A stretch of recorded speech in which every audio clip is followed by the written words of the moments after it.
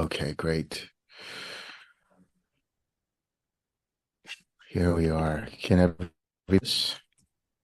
Is this big enough to read? Yeah, that's good Okay, for good. me.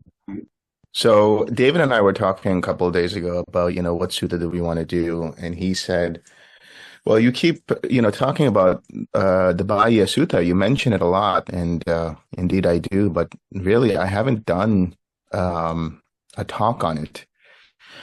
And I was out scouring on the internet for a good translation for it, and I wasn't happy with any of the translations. So this is my own translation of the Bahiya Sutta. And, you know, some of you might have heard in my Dhamma talks talking about this, which is, in the seen, there's only the seen, in the heard, there's only the heard, in the sense, there's only the sense, in the cognized, there's only the cognized. And then it says, uh, when there is no you by that, then there is no you in that. And it doesn't make a whole lot of sense unless you really look into what the Buddha is referring to. So I actually went ahead and tried to figure out what would be a good way of describing this. And this is really the essence of what I say in the Dhamma talks is experience everything fully without the sense of the I. And that could be misinterpreted as carpe diem, seize the moment, seize the day, and just experience everything fully. But really, what we're talking about is being able to allow experience to just flow and without having to engage with it from a sense of I, from a sense of this is me, this is mine, this is myself. It's more about, can you give me 1 second? There's these sounds that are coming and going.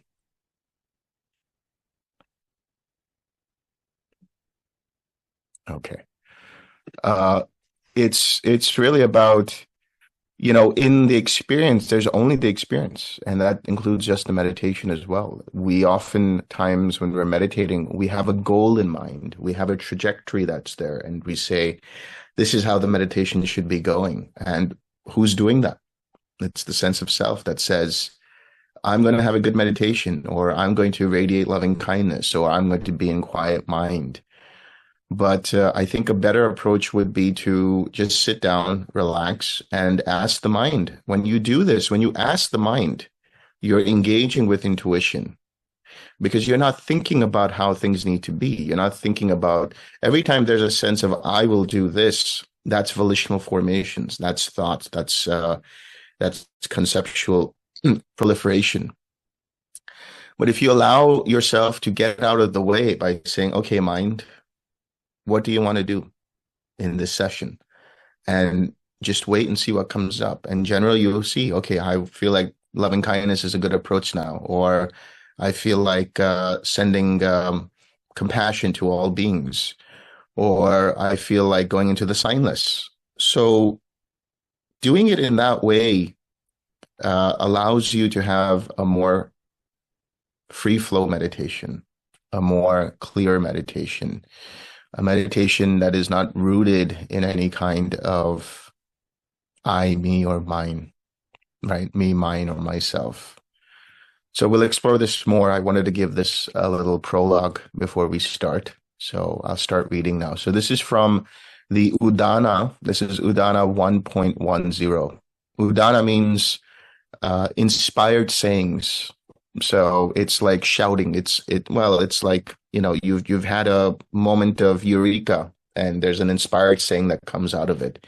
So at the end of each of the suttas in the Udana section, you'll see someone, especially the Buddha, will give some kind of saying in verse, which encapsulates the entire sutta. So this is called Bahiya of the bark cloth. Why is it called Bahiya of the bark cloth? So as far as I remember and understand the story or the backstory of this, Bahiya was on a ship, and it seemed that the ship had crash landed, and he found himself on this beach, and there was There was bark cloth or bark material that he used as a way of just covering himself up. And eventually he became an ascetic. And the backstory, I believe, goes, and don't quote me on this because I haven't really fully read into it, but as far as I understand, that he, in a past life, he had been a disciple of the Dhamma. He was a monastic, and he was one of the last monastics who was stuck on this mountaintop or something. And the other monastics had become arhats in that life or future lives, and he had to experience that. And so then here we are now in this life with him, and he became an ascetic. And there are some scholars who believe that possibly that he had become a scholar or ascetic practitioner of the Upanishads. And the Upanishads are Vedantic literature. So Vedanta means the end of the Vedas, the Veda Anta, Vedanta. And the Vedas, during the time of the Buddha, there were only three Vedas. So you will see in some of the sutta references, it says he is a Brahmin with the knowledge of all three Vedas. The fourth Veda came out later.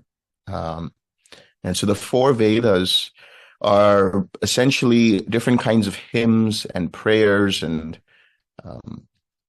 different kinds of vigils to deities and heroes of the past. And then the last part of the Vedas, of each of the Vedas, there's all the philosophy behind it. And that's where we get the word Vedanta from. And the Upanishads are part of that literature. There's also the Brahmanas and the Aranyakas and all of these other texts. But the Upanishads are the main focus for the Vedantic tradition. And what does it mean to Upanishad? Upanishad really just means to sit down and to listen.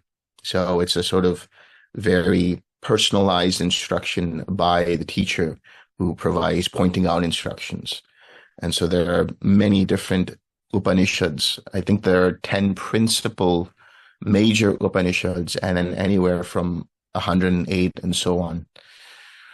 And in the central sort of understanding of the Upanishads, the idea is that there is an Atman, there is a soul, there is a underlying consciousness that is the experiencer of everything. And they call this consciousness, or the pragya, or as it's known in Sanskrit, the essence, the Atman, the soul, as the one who is behind the hearing, the one who is behind the seeing, the one who is behind the sensing, the one who is behind the cognizing. So Bahiya has this understanding, right? So it's important to understand this context, and then you'll see why the Buddha gives these instructions. So I'll start now. Thus have I heard on one occasion the Blessed One was living in Savatthi in Jeta's Grove at Anathapindika's park. At that time, Bahiya the bark cloth was residing in Suparaka on the ocean shore, honored, respected, esteemed, revered, and venerated, receiving robes, alms food, lodging, and medicinal support for the sick. It's interesting because Suparaka is a place that I actually grew up in. It's now modern day Nalasupara, which is on the coast near Mumbai. So when I was very young, an infant, my family stayed there. And there's a lot of interesting things that are there related to Buddhist history and so on. So here he is in Suparaka, but he's going to be going to Savatthi, and that's not, a short journey. It takes about 2 weeks by foot to go from Suparaka to Savatthi, as you'll see. So what does it say? He was residing there, honored, respected, esteemed, revered, and venerated, receiving robes, alms food, lodging, and medicinal support for the sick. So he was an ascetic who was in a tradition where you receive these things. These are the four major things that any monk will receive. That is clothing, right? Robes, food, lodging, and any medicines for when you are sick. And it occurred to him, whatever persons in the world, arhats, or those who have attained the path to arahatship, that means the arahata phala or the arahata magga, the path or the fruition, I am among them. This is the thinking that Bahiya has. Then, out of compassion for Bahiya of the Barcloth, a deva who was a blood relative of his in a previous life, wishing for his welfare, approached Bahiya and said, "Not at all are you, Bahiya, an arahat, nor have you attained the path to arahatship." So he's letting him know, no, you're mistaken with that idea. "Nor is there for you that practice by which you would be an arahat or have attained the path." So in other words, you're not even following the Noble Eightfold Path. You don't know the actual way towards arahatship. So Bahiya says, then who indeed in the world are arhats or have entered upon the path? So the Deva says, there is, Bahiya, in the northern regions, a city called Savatthi. There the Blessed One now dwells, an arahat perfectly awakened. For that Blessed One, Bahiya, is an arahat and teaches Dhamma for arahatship. Then Bahiya of the Barcloth hurried immediately for Savatthi, staying only one night for rest on the way. So it took him quite a while before he got there. When he reached Jeta's grove, he saw many monks doing walking meditation in the open. He approached them and asked, "Where, Venerable Sirs, does the Blessed One now dwell, the arahat, perfectly awakened Buddha? I wish to see that Blessed One, the arahat, perfectly awakened Buddha." "The Blessed One has gone out for alms round." Quickly, Bahiya left Anathapindika's park and entered the city of Savatthi. There he saw the Blessed One walking for alms, graceful, inspiring confidence, peaceful in faculties, calm in mind, having attained supreme taming and stilling, guarded, disciplined in faculties, a Naga. So obviously he's not a literal Naga. When we look at the sharing of the merit, we say Devas and Nagas, right? So here we're not talking about just Nagas who are protectors of the Dhamma, but also Nagas in the sense of it means one who is not tainted, one who is not bad, somebody who has attained to goodness, to wholesomeness, and perfected that wholesomeness. Seeing him, Bahiya said, "It is difficult to know, Venerable Sir, the danger to the Blessed One's life or the danger to my life. Teach me Dhamma, Venerable Sir. Let the well-gone one teach Dhamma, which would be for my welfare, my long-term welfare and happiness." When this was said, the Blessed One said, "It is not the time, Bahiya. We are on alms round." So the Buddha basically said, out for lunch, come back later. A second time, Bahiya said, "It is difficult to know, Venerable Sir, the danger to the Blessed One's life, or the danger to my life. Teach me Dhamma, Venerable Sir. Let the well-gone one teach Dhamma, which would be for my long-term welfare and happiness." A second time, the Blessed One said, "It is not the time, Bahiya. We are on alms round."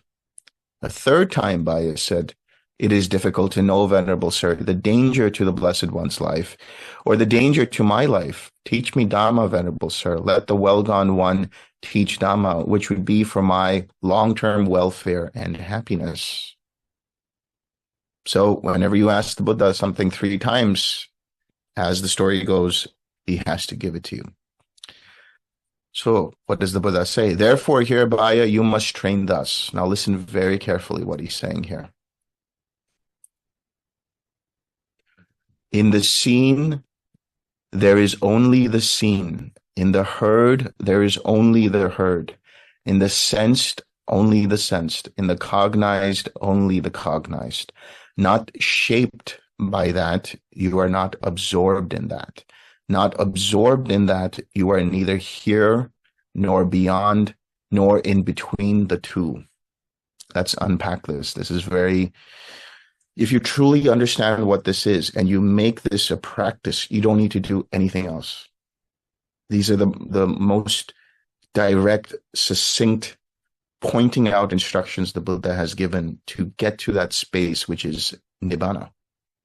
He says, in the seen, there's only the seen. In the heard, only the heard. In the sensed, that is the rest of the senses, in the smelling and the tasting and the touching, there's only that. In the cognized, there's only the cognized. Why did the Buddha say this to Bahiya? Remember, from the training in the Upanishads, it says, you are the one who is the seer. You are the one who is the hearer. You are the one who is the sensor. You are the one who is the cognizer. And so the Buddha is flipping the script and saying, there is only the process of seeing going on.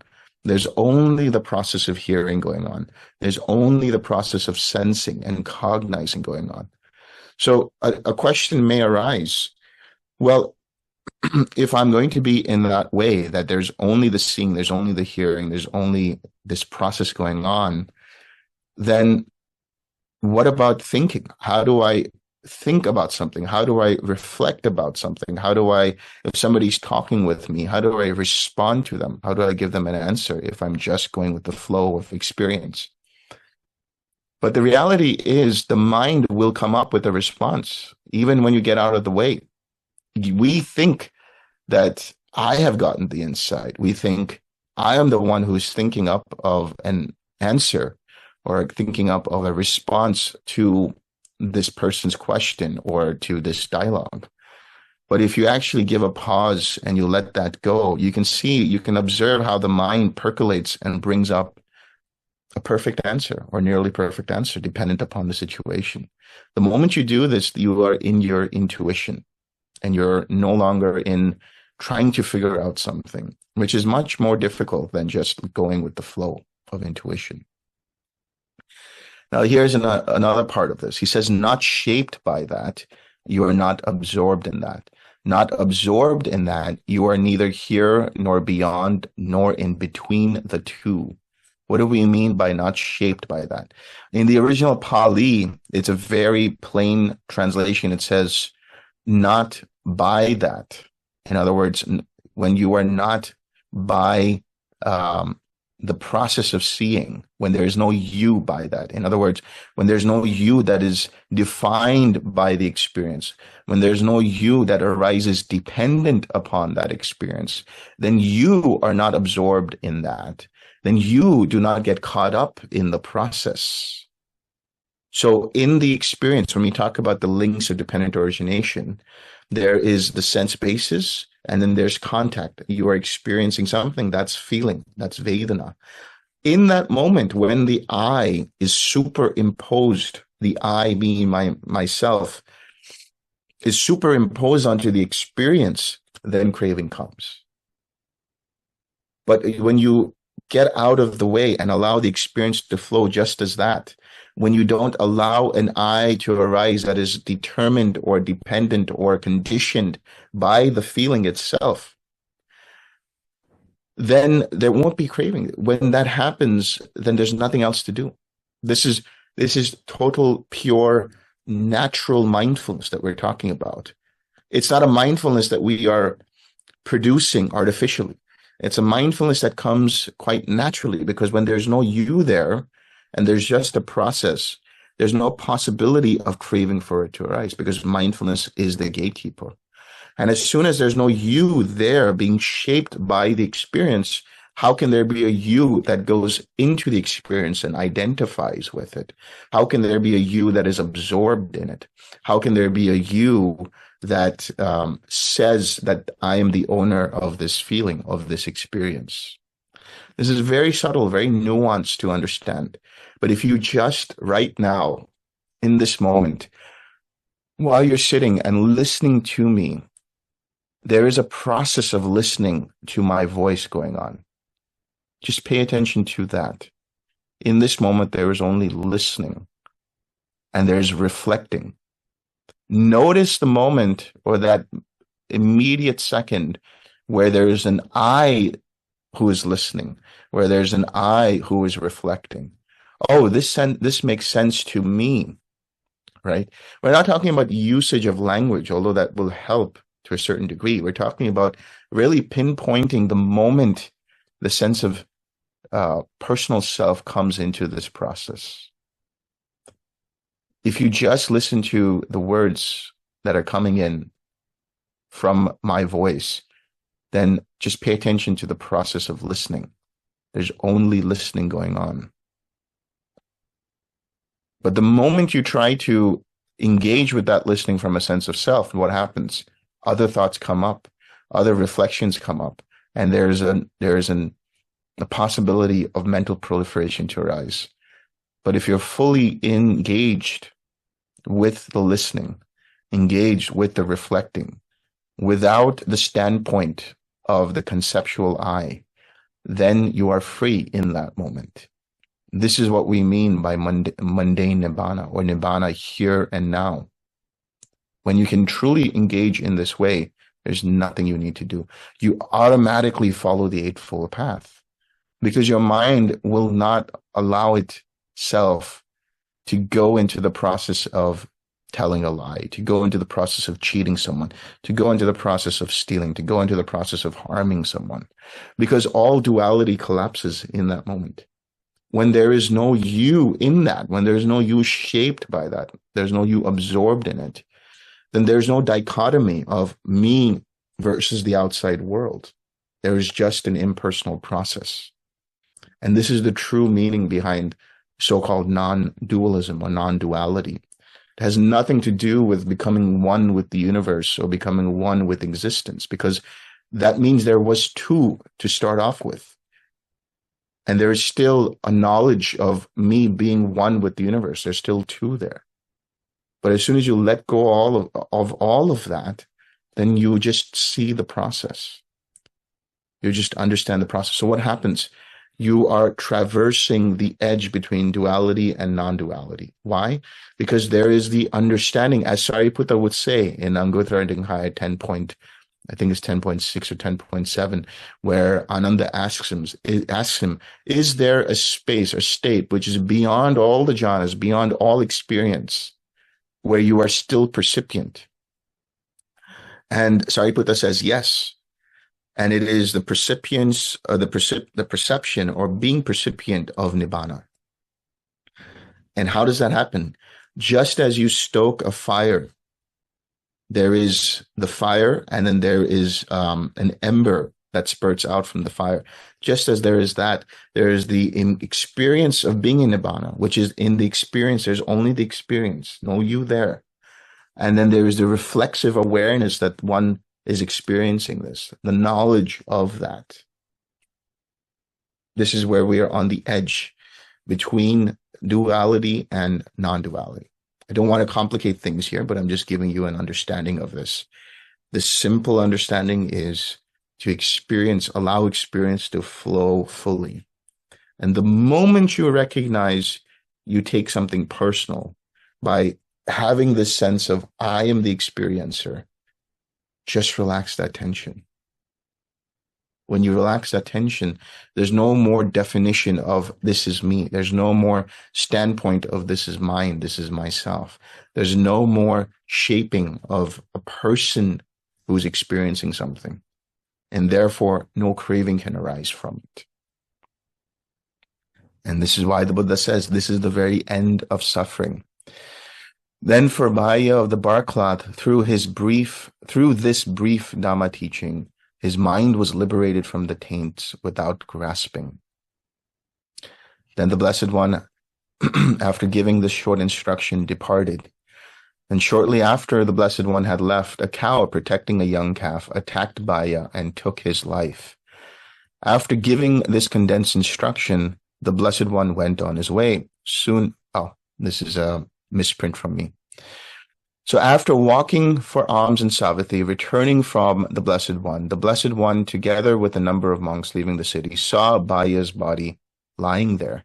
Seeing it, he said, "Monks, take the body of Bahiya of the Barcloth, place it on a stretcher, carry it out, cremate it, and erect a monument for him. Your fellow brahmachari has died." So the word brahmachari has many connotations. And nowadays in the fake spirituality that we see in India, brahmachari is seen as celibacy. but that's a very poor translation of the word. Brahmachari, Brahma, right? Brahma is the divine. Brahma is the ideal that people go for. Achari or Acharya, the one who follows the path of the divine. So brahmacharya actually means the spiritual life. So when you are following the Eightfold Path, you are following the brahmacharya. You're following the spiritual life. Yes, Venerable Sir, the monks answered. They carried the body out, burned it, built a monument, a stupa, and then went to the Blessed One, bowed, and sat to one side. Sitting there, they said, Venerable Sir, Bāhiya of the Barclot's body has been burned, and a monument built for him. Where was his destination? What was his state after death? Monks, Bāhiya was wise. In other words, he attained that wisdom, that transcendental wisdom.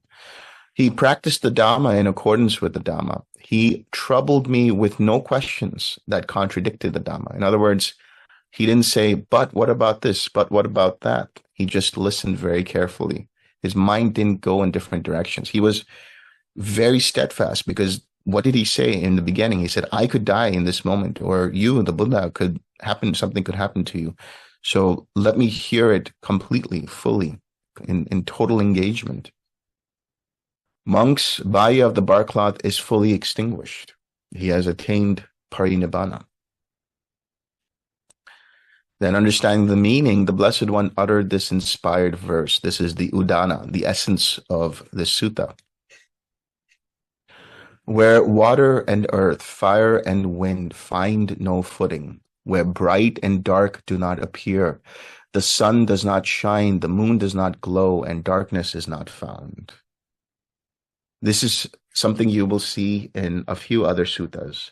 You'll see this in Digha Nikaya, the Kevada Sutta, and you'll find it also in the Majjhima Nikaya. I can't remember exactly which sutta, but this particular phrase, when water and earth, fire and wind find no footing, where bright and dark do not appear, the sun does not shine, the moon does not glow, and darkness is not found. In other words, the complete collapse of duality.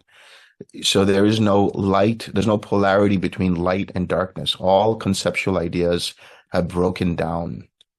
When the sage, the silent Brahmana, knows that for himself, right? So you enter that space of non-proliferation, the non-conceptual mind that is free of any artificial notions, free from all trying, free from any kind of contrived effort, and is just resting. No conceptual proliferation coming out from that mind. All thoughts that arise just completely are liberated. In that space, when he knows that for himself, that is the signless, that is the emptiness, that is the undirected mind that we talked about, that is the anidasanam vijnana, the non-reflective awareness, the awareness that doesn't reflect a sense of I compared to whatever it is experiencing. It is just allowing experience to flow. Then forms and the formless, that is anything we see in this world and any of the jhanas, any of the ayatanas, the higher jhanas, pleasure and pain, all experience are all released. In every moment, there is just cessation. This is the cessation that we want to be after, so to speak. Yes, there is a cessation of total perception, feeling, and that process allows us to touch the Nibbana Dhatu, the Nibbana element. But beyond that, the ability to bring that experience out as a conscious process of cessation is the mind of someone fully awakened. And that is the practice that we should all try to strive for. And using something like the 6 R's allows us to do that. Using something like right effort, the 4 right efforts, allows us to do that. And it's as simple as coming back to the present moment and aware of the experience that's happening and just releasing the tension of the me, releasing the tension of the self, and just being totally immersed in Nibbana. So I will stop there, and open it up for questions.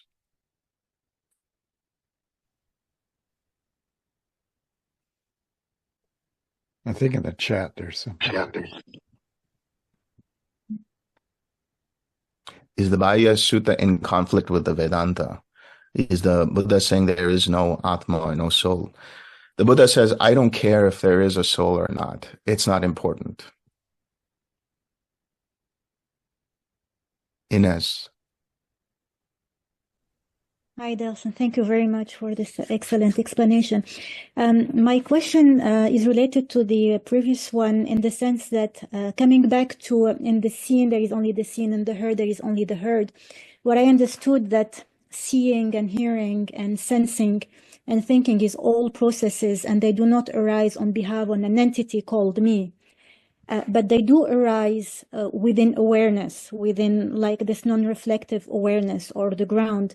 So can we say in some sense that like awareness or this non-reflective awareness is the ultimate seer, sensor, feeler, hearer, seer, but it just allows these processes to rise without attributing it to it. So there is no sense of me, but it is still the ultimate seer and sensor and feeler.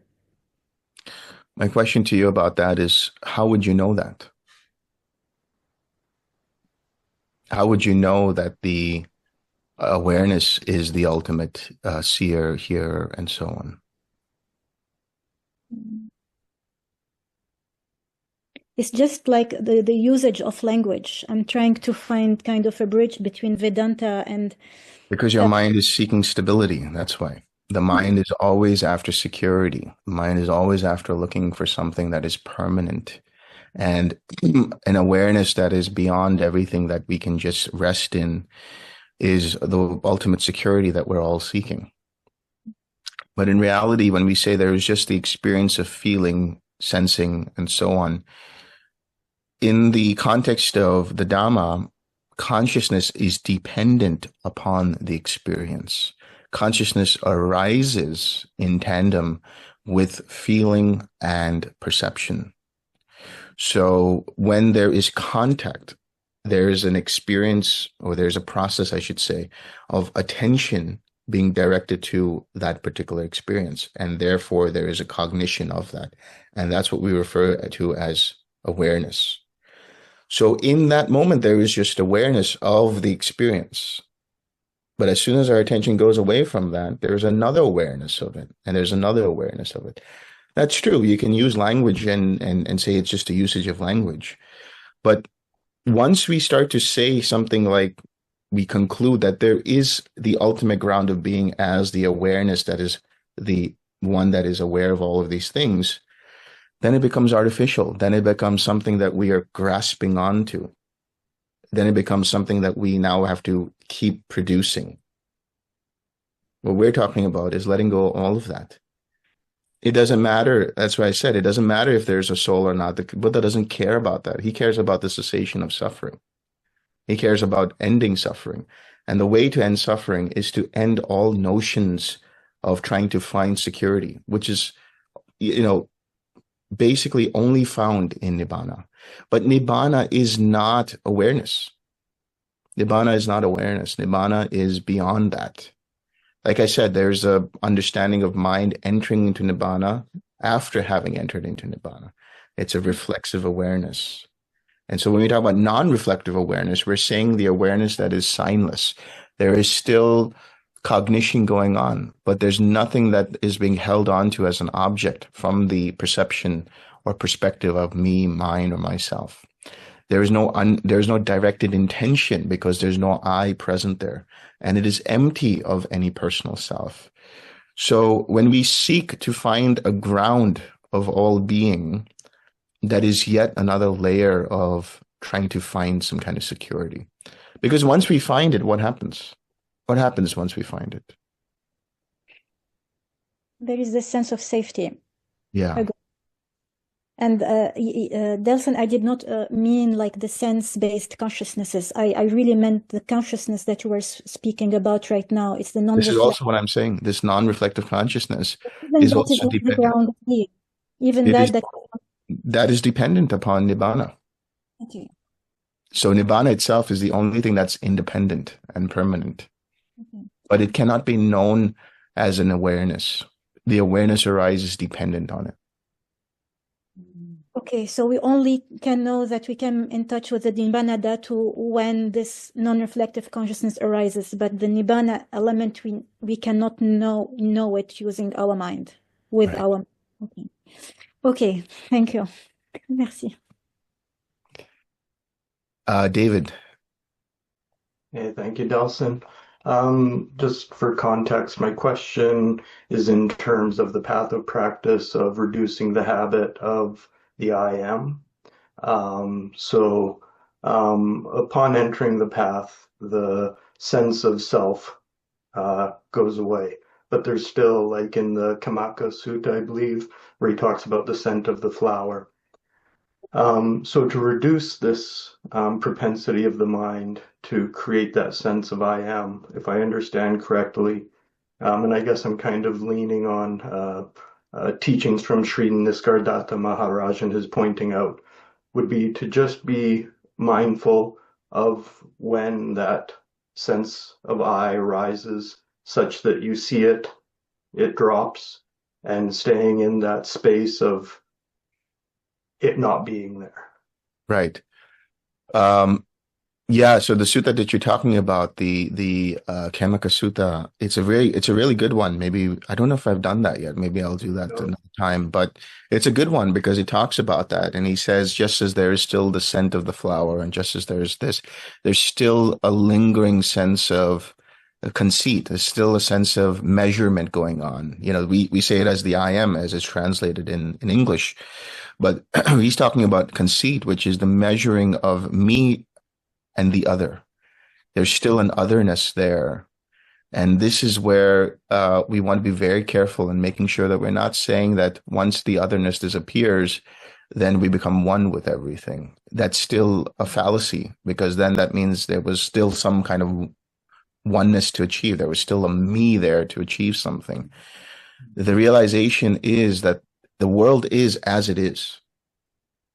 Right. So that's the knowledge and vision of things as they actually are. The world is as it is. The only thing that changes is that the internal framework of always relating everything from the standpoint of me that we take personally, because there's a transactional self. There's a transactional of, okay, I need to do this and I need to do that. So we use the language I, me, myself. But in reality, it's empty. It's empty of all of that. There's nothing there. It's a fugazi, you know, it's not there. It's just not completely gone, right? So, in that sense, what you're referring to as the practice, yes, I would say that the practice is therefore to recognize and realize, here's the mind taking this personally with the I am, and then releasing it. So I find in this practice, a great sense of fear arises within my heart center, with that letting go of that. And in my mind, the way to practice with that is just to be aware that it's there, and again, let go of that. Yeah. Okay. Yeah, just kind of reflect on that and look at the fear and say, where is the fear coming from? And as Bhante would probably say, who is fearing? Right? And then once you do that, then you go all the way to the essence of where is that fear coming from? Who is the feared one? Who is the one who is afraid? Excellent. Yeah, thank you. Appreciate that. Josh. Hey, thanks for this. This is one of my favorites too. The way I connect with this too is the separating out of the all, right? Because it's so easy to conflate the different senses together. But if you really look and investigate, they're all separate. And because a lot of times we'll see, well, this has this an effect on my body, or, you know, is the mind embroiled with the sight? But to really look and to experience them all separated out. And it's a whole different way to view our experience, or to experience, I don't know. And then it's in a way it's bizarre because it's linked to these organs, you know, Yeah. the sense organs that we mistake for a self, like the eyes. But imagine, well, another way I've used this too is someone that feels they're being psychically attacked. Let's just say that if they usually conflate their inner experience with it having a direct impact on the body, but once they can actually see that there's this sphere or this realm of vision in a way that's completely its own, and that there has to be other things involved in order for that to, I don't know, breach or to go into the different other sense. I don't know how to put words to this, but really seeing that we often, or at least I know in my experience, I will confuse because things happen so rapidly. Yeah. We don't normally see that these things are separate in a sense, at least in the conventional sense. So I've found that in you know, it can kind of go both ways. When we're not ready and we start breaking down reality like this, in a way it can terrify people, but and then in the other sense, it can be protective. So, you know, it depends, I think, where we're at in our practice. Like when we start breaking down the five khandhas into, you know, am I this? Do I own this? Is it in me? Is it outside of me? That can really break down our sense of reality. So sometimes that is frightening. So in that sense, if we're not ready for it, then I find these heart practices so nurturing and grounding and stabilizing before we start going and deconstructing reality first. Yeah.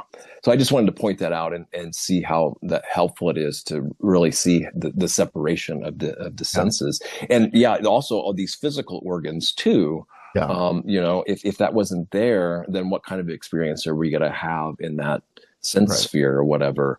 And then the mind is just so vast and mysterious. Like, what does it say? One of the imponderables is the range of the mind in jhana. It's just, you shouldn't ponder how vast and profound that is to its full extent, right? So, yeah. All right.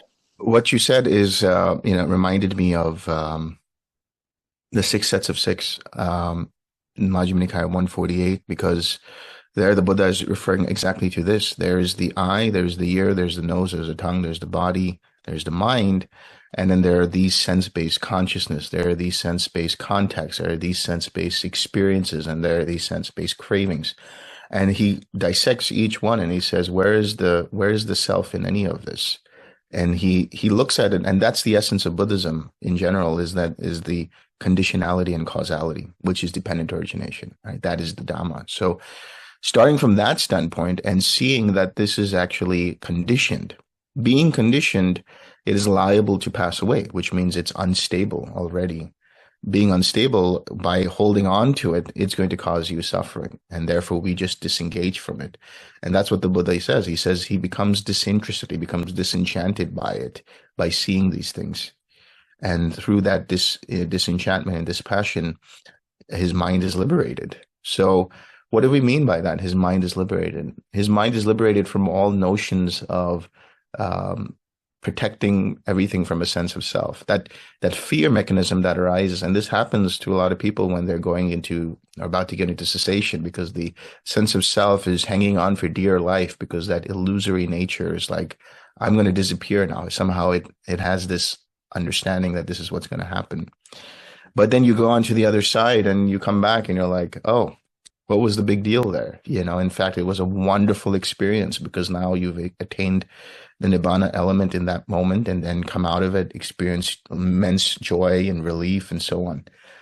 And this is what we're doing with meditation. We're all learning how to die with grace, right? We're all learning how to just let go, because in our final moments, it's not going to be about, you know, I wish, I had done this, or I wish I had done that, or I wish I hadn't done this. We have to let go of all of that, and conflating any of that with this is me, mine, or myself, as you say. Yeah, it's huge. Yeah. Faith, I was going to say, faith is so huge in all of this, right? And here, as Westerners, our faith, it's a challenging thing too, for so many reasons we won't go into. But yeah, it's absolutely vital, even for absorption practices too. And yeah, these impersonal processes. I mean, just being open to consideration. Well, what would experience be like if I just saw it as an unfolding process of of processes that are due to causes and conditions, but also very lawful. They're not just happening randomly, even though I don't understand all the lawful process or the laws coming into play here that govern or, they're subject to, but being open to exploring that too. There is an order to it, everything, right? And this is important to see in right view. It is not just random. There is a causation. There is a logic behind everything that's going on. And then the last thing I was saying about that is, so in our last moments, what are we going to focus on? What are we going to think about? Are we going to try to find security in something, or are we going to just fully let go? Very hard in those moments. But the training of practice that we do with the Eightfold Path, the training of practice we do with wisdom and insight and meditation will make it easier, make it more of a process of relief rather than a process of confusion. Okay, anyone else? Yes, David. Delson? Brian? Okay, go ahead, Brian. Yeah. Just a quick one. When you said let experience flow, it seems like it's just flowing by itself. I mean, is there some way that we're preventing experience from flowing? When I say that, I'm saying that there is an I that we attach to it, which makes it not just a experience, but it makes it an experience rooted in the self, in the personal self. So we're saying let experience flow as it is without attaching a personal self to it. Yeah, I'm trying to identify when I'm actually doing that or not. So I gave a little exercise in the talk today. I don't know if you were there, but it's just when you're listening to my voice right now, there is just the process of listening going on. But then there is also I, Brian, who's listening, right? So that I, Brian, which comes with all of its concepts, all of its identities, all of its preconceived ideas, that are sort of conflated with the experience. That's what we're letting go of, and just letting experience be experience. Oh, so while you're talking, I would be noticing when there's an objection or when I have my own idea about it. Is that what you're saying? Not exactly. I mean, that's more surface level. We're talking about a very intrinsic understanding that if there's just an experience of listening going on, then there's nothing that needs to be done in that moment. But as soon as there's a sense of I am listening, that there's a me that's listening there, that's the beginning of the process of proliferating these other thoughts that from which you've lost mindfulness, and therefore there is the risk of craving and clinging coming to be. Yeah, that's what I'm trying to identify when there is a me. It seems like I'm just listening when I'm listening. Perfect. And I don't see a me happening. I think to myself, well, maybe I'm delusional, but it doesn't seem like it just seems like I'm focused on what you're saying. Good then. Okay. If there's just the experience of listening, then there's nothing you need to do. That's it. Yeah. Now do that for the rest of your life. Yeah, because it seems like when I'm listening to music, I'm just listening to music. I don't own it or anything. It's just happening. Yeah. And that's just total bliss. I mean, it's just so total enjoyment. You're right with this, especially the Beatles. I can't talk about the Beatles. I can't get over those guys. Oh man. Okay, Delson, thanks. All right. David. Yeah, for me it's Metallica, so I can relate to the Beatles analogy. I'm thinking in terms of Majjhima Nikaya 121, 122, the Sanata Suttas, and being in worldly life and that dance between duality and non-duality, abiding in emptiness and having to engage with the world. And if I understand correctly, it would be to not have a preference between one or the other, kind of that subtle grasping to the signless, as opposed to, having to be a dad and your kids hassling you to get money to go out with his friends that night. It is what it is. Okay. Yeah, that's a very relevant question for all of us, because how do we traverse that process? And the the short answer of that is just live your life. Just live your life. You know, the thing is, our world is basically determined by our thoughts. How we perceive things is what our world is. So if we have the basis of this is an impersonal process and continue living our lives in that way, then there's nothing else we need to do there. Mhm. Yeah, the challenge, I mean, I've been over the last day or two reflecting on the Buddha naming Rahula Rahula. And right, because as a parent, that's That's a true parent move there, right? yeah, man. Yeah. Do you love me, Dad?